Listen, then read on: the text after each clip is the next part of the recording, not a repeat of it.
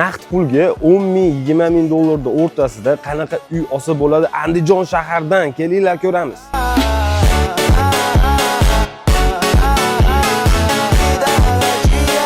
Narxlar bilan tanishtiraman. Qaranglar, bir boshdan boshlaymiz. Bu minus birinchi qavatdagi uylar hisoblanadi. Bu yerda faqatgina ikki xil variant bor.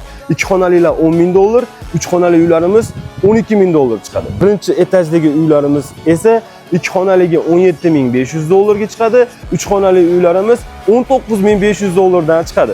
Endi qaranglar, menga balkonli uy kerak desanglar, balkon ikkinchi etajdan bo'rtib chiqqan bo'ladi. Birinchi etajda balkon bo'lmaydi. Ya'ni shu balkonni o'zi 8 kvadrat bo'ladi-da, bu yerda 2 xonali uylar 19.700, 3 xonalilar 22.500 dollar chiqadi. Xonadonlar 100% remont qilingan holatda topshiriladi. Eng kulminatsion nuqtasiga keldik. Qaranglar, mana o'yingohda o'rnatib qo'ygan joylarimizni qaranglar, mana atrofini qarang, qanaqa toza havo, qanaqa zilonli zonaligini. Bunaqa joylarga pul berib kelyapsiz, to'g'rimi? Biz esa sizlarga shunaqangi joyga shunaqa go'zal uylar, eng asosiysi arzon narxlarda qurib qo'ydik-ku.